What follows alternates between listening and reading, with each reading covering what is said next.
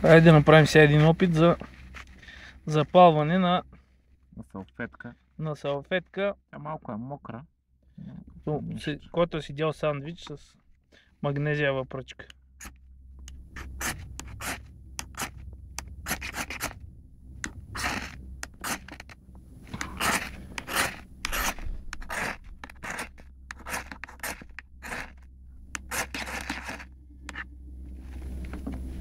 Ето, запаля се. Малко е мокра, зато... Малко е влажно, затова ни трябваха 10 натърквания. Обаче си гори. Обаче си гори. Ето. Ето, за дръскалка ползваме и този пинел. С гърба му, който с пола съм го направил да е по-остър. Си хвърли много хубава искра. Ето, каква следа остава върху пинела. Тя се почиства после. Тя се почиства после без проблем. Запалката е обикновена китайска. Струва не повече от 5-6 лева. Обаче върши работа. Сега ще запалим и борина, която дори може би по-лесно ще се запаля. Малко по-финно ги стържи. Първо на такива малки стърготинки. Тия са доста едри. Може и да не ги запаля лесно. Ще стане.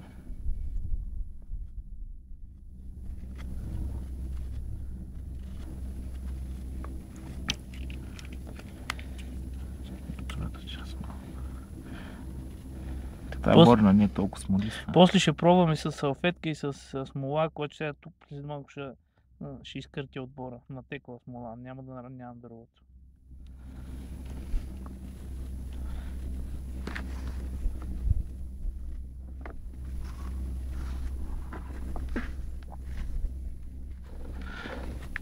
По-ситна трябва да е. По-ситна е малко трудно, защото пенела ми е леко затъпен. Да ти дам моя нож. Ще стане. Я дай, ако искаш. Не, с върхата. Да.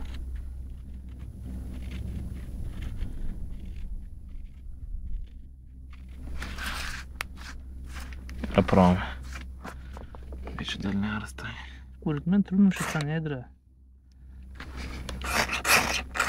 Много се разпилява мамичката ми.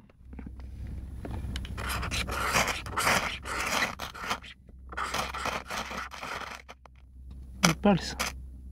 Запали се. Запали се. Ето, много лесно се пали борината. Това е идеална разпалка за това. Даже и да е нарезана на едро. За този Fire Steel. И се гори много добре, се гори. Някои твърдяха, че с китайска магнезиева запалка не може да се запали. И хем тази борина не е от най-смолистите. Тя се е като дърва по-скоро, като чан. Ето е пръчката. Чакай да се види хубаво. Най-нормална пръчка борина. Не е нищо. Особено дори не е много смолиста, няма толкова. Ето, запали се след 6-7 штраквания. Да. Важното е да се штракат тъй бързо подред, става по-голяма искра, по-силна. И се гори нормално. Дали да пробваме с смола? Да, ще пробваме, ще изкъртим от дървото. Сега ще идем да изкъртим от дървото малко смола. Значи, както виждате, мръдни малко. Не го нараняваме, просто сваляме. Ето, виждате добре. Просто сваляме на теклата смола. Това е предостатъчно. Просто сваляме на теклата смола. Работим само с естествени материали. Нищо донесено от къщи. Само Fire Steel. Само Fire Steel. Да, сега ще сложим в една салфетка. Само че салфетка откъде? Салфетка йок. Ето тук мисля, че има. Да. Има. Намерихме и салфетка. Една салфетка, която пак е малко мокра. Може да се опитаме и с нея. А самата смола не знам дали ще се запаля, ама ще видим. Накъсай хубаво салфетката.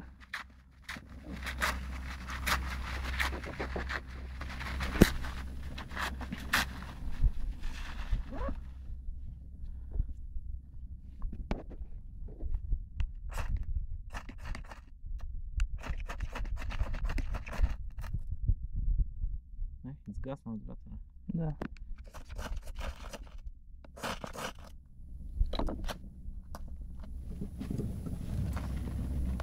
Да, зато сега това би трябвало, ето сега се почувства и мириса на смолата. Много хубаво мириша. Свежо набор. Ето ви един абсолютно достъпен, ако сте в Борова гора, вариант за палене на огън много бързо и много лесно, и то даже с влажна салфетка. Да, ако е суха от раста пали. Ето и смолата бая хубаво гори, виж какъв черен пушек вдига, се едно гума гори. Да, ето сега се опитам да хвана черния пушек, дето това вдига. няма гасене. Смолата сега, както се разгоря от салфетката, просто ви казвам, че може да слагате клончета и да си хващате огън без какъвто и да е проблем. Няма гасене, виж какъв пушек вади, това се едно гума гори. Едно гума гори, да. Вътрешна гума. Не знам дали се вижда. Нито вятър, нито дъжд ще сгаси в момента. Тя виж каква талат дим пуска. Ето супинела, чиста работа. Те си мислят, че палим бейката. Айде да го сгасим, стига толкова. Те са, че скоро го изгасим. С едно клонче, чак дръж малко камерата, сега ще пристъпя.